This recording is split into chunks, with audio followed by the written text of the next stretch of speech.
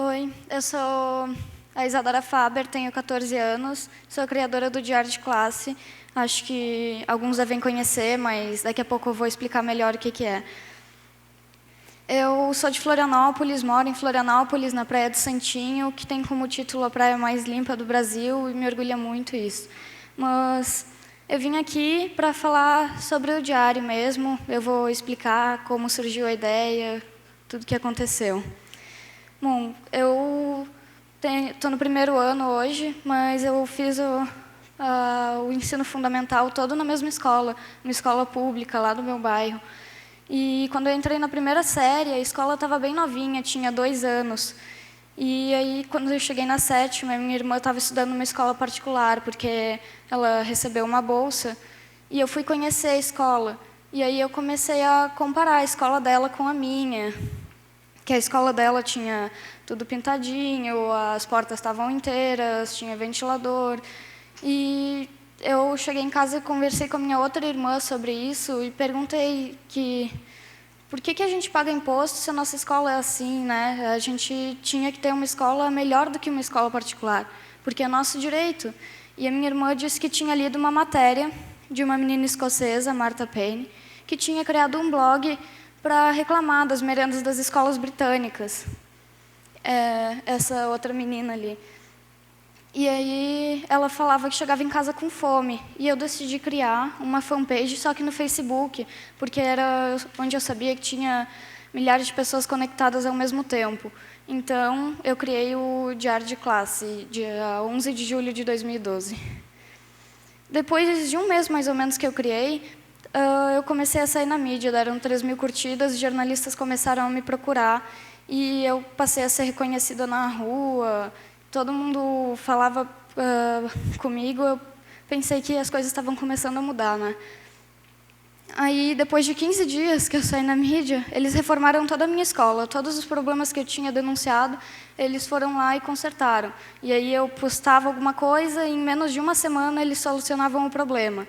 E eu fiquei feliz, pensei que os alunos, os professores iam gostar também, só que foi bem difícil.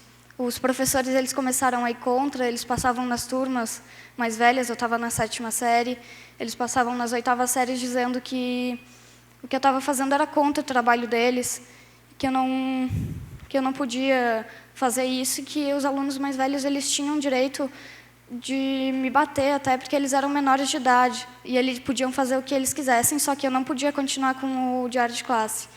Aí começaram a surgir as ameaças. Teve essa senhora aí, a minha avó, que em uma noite eles jogaram pedras na minha casa, atingiu ela, e eu fiquei nervosa, né? Não sabia o que fazer, mas eu não pensava em desistir, porque quando chegava na escola e alguém me falava alguma coisa, chegava em casa e lia 10 comentários de pessoas que me apoiavam, então era para mim continuar, que eu estava fazendo certo e que essas pessoas que iam contra eram ciúmes, pessoas me incentivando a continuar. Só que e os meus pais também, uma professora de português fez BO contra mim, os meus pais estão sendo processados, a diretora fez BO contra eles também. Tudo isso aconteceu porque eu tentei ajudar o ambiente de trabalho deles, né? Afinal, não sou só eu que estudo lá. Eles também trabalham, eu pensei que era uma coisa boa. Mas eu não pensei em desistir porque tinha o apoio dos meus pais e tinha o apoio de muita gente. E aí, depois de um tempo, outros alunos começaram a criar diários de classe também, aí eles me mandavam por inbox, criei um diário de classe, mas eles também sofriam represálias dos diretores, tinha alunos que estavam sendo ameaçados de serem expulsos da escola. Isso é ruim, mas alguns também conseguiram melhorias e muitos desistiram porque não aguentaram.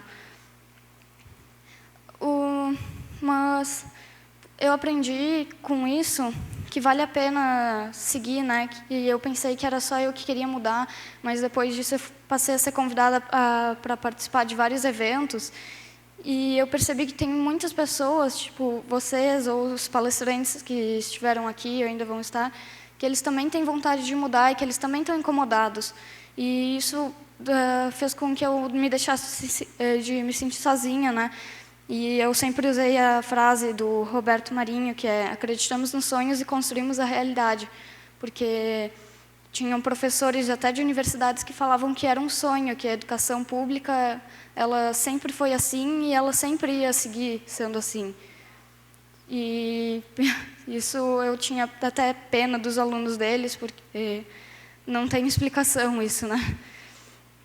Agora, hoje, eu tenho uma ONG, a ONG Isadora Faber, que a gente tem como objetivo ajudar as outras escolas, porque eu recebia de 7 a 10 mil pedidos de ajuda de outros alunos que também estavam incomodados, e eles queriam que eu ajudasse, que eu fosse lá, só que eu não sabia como. Aí a gente criou uma ONG, tem esse objetivo, aí são alguns objetivos que tem, mas tem mais lá no site.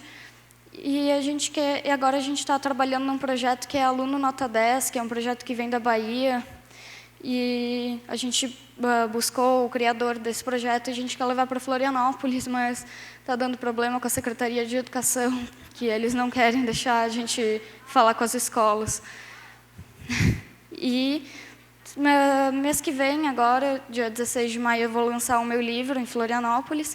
Provavelmente, dia 5 de maio, não tem um dia certo aqui em São Paulo, e depois no Rio de Janeiro, que o livro conta toda a minha história, antes do diário e depois, e tudo que eu passei, assim, com detalhes sobre isso.